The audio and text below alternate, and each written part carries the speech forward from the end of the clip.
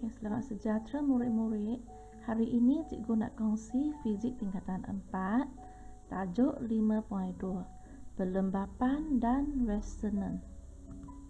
Okay, mula-mula kita bincang mengenai pelembapan atau damping dulu. Okay, cuba perhatikan pada aktiviti yang dilakukan. Okay, aktiviti ini menggunakan satu spring berbeban yang dimasukkan ke dalam satu silinder yang mengisi air. Okey, supaya pelembapan lebih senang diperhatikan. Okey. So, apakah perubahan yang berlaku kepada amplitude ayunan spring semasa beban itu diayunkan? So, sekarang kamu tengok pada graf yang dihasilkan. Okey. So, kamu dapati amplitude bagi ayunan itu berkurang dengan masa.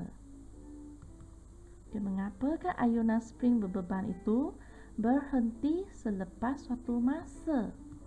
Okey, sebab sistem yang sedang berayun mengalami kehilangan tenaga secara beransur-ansur.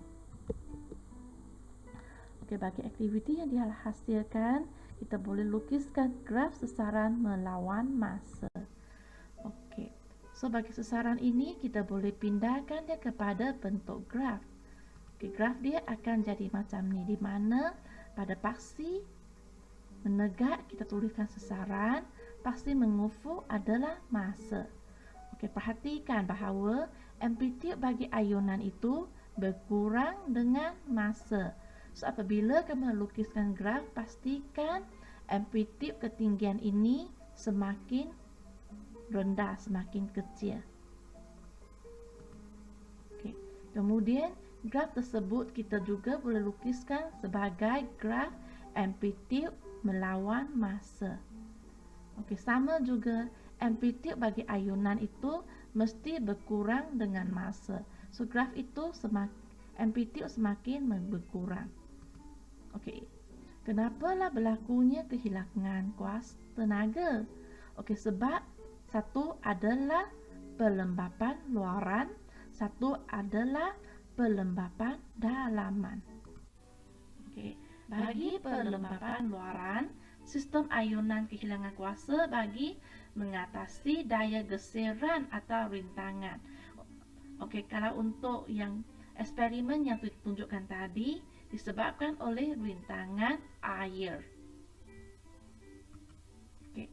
Pelembapan dalaman pula, dalam sistem ayunan kehilangan tenaga kerana regangan dan mampatan jarah-jarah yang bergetar dalam sistem tersebut.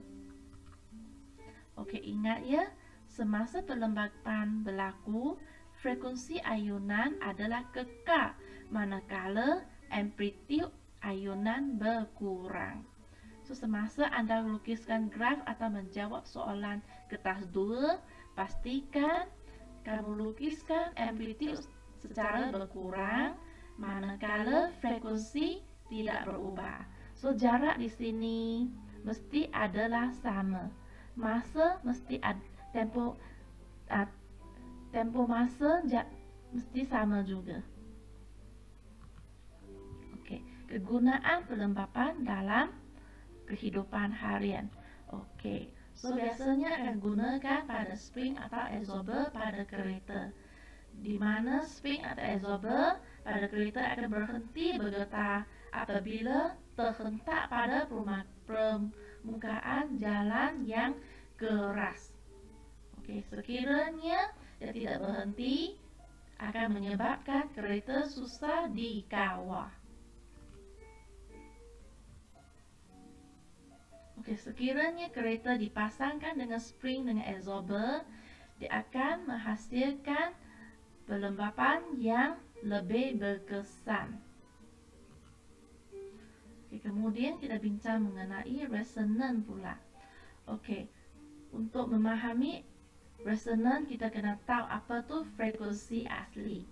Okay, bagi satu sistem ayunan yang disesar dan kemudian dibiarkan berayun tanpa tindakan daya luar, akan berayun dengan satu frekuensi yang tertentu yang dinamakan frekuensi asli. Oke, so di sini adalah satu susunan untuk mengkajikan resonan. Oke. So ini adalah satu susunan bando Barton. Oke, bando mana kan yang akan berayun dengan amplitude yang paling besar apabila ladung loyang dipaksa untuk bergetar. Oke, so perhatikan dekat sini. Oke, iaitu bando C akan berayun dengan amplitude paling besar. Mengapakah bando tersebut berayun dengan amplitude paling besar? Oke, ini disebabkan panjang ladung loyang adalah sama panjang dengan bando C. Disebabkan oleh panjang dia, kedua-dua sistem mempunyai frekuensi yang sama. Oke, untuk aktiviti yang seterusnya menunjukkan kick talam bunyi yang terdiri daripada dua buah talam bunyi yang frekuensi yang sama. Oke, so kalau frekuensi yang sama maksudnya kedua-dua talam bunyi mempunyai frekuensi asli yang sama. Oke, adakah talam bunyi Q bergetar apabila berada berhampiran dengan talam bunyi P? Ya, talam bunyi Q bergetar. So di mana kita boleh nampak getaran dia dengan bola pimpom yang bergetar. Mengapakah talam bunyi Q bergetar walaupun tidak diketuk? Boleh terangkan tak? Okey, getaran talam bunyi P telah memaksa talam bunyi Q bergetar secara resonan. Tenaga dipindahkan dari talam bunyi P kepada talam bunyi Q. Talam bunyi Q bergetar dengan amplitude yang maksimum dan mengeluarkan bunyi yang boleh dikesan. Di sini kita tak boleh dengar tapi kita boleh tengok getaran pada bola pimpong tersebut. Okay. Kesimpulannya, semasa resonan, sistem berayun dengan frekuensi aslinya. Kemudian sistem berayun dengan amplitude maksimum. So, ini adalah kata-kata kunci semasa anda menjawab kertas fizik kertas 2. Okey, kesan resonan kepada kehidupan. 1. Dia boleh menyebabkan jambatan runtuh. Okey, kes ini berlaku pada tahun 1940 di mana jambatan gantung Tacoma Narrows di Washington, Amerika Syarikat runtuh disebabkan tiupan angin kuat yang menyebabkan dengan amplitude yang besar, di mana tiupan angin itu mempunyai frekuensi asli yang sama dengan jambatan tersebut. Akhirnya, jambatan tersebut berayun secara resonan. Okey. Kemudian dia juga menyebabkan jambatan berayun.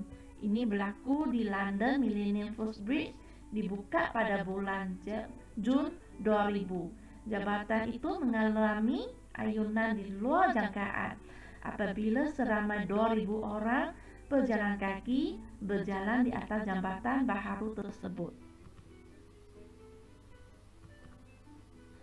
Okey. So, bunyi pada frekuensi yang sama dengan frekuensi asli getaran gelas.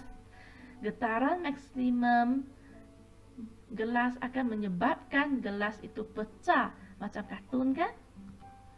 Okey. So, ahli muzik juga menalarkan frekuensi tali gitar sama dengan frekuensi asli tali gitar. Okey. Tali gitar akan bergetar dengan amplitude maksimum menghasilkan bunyi yang kuat.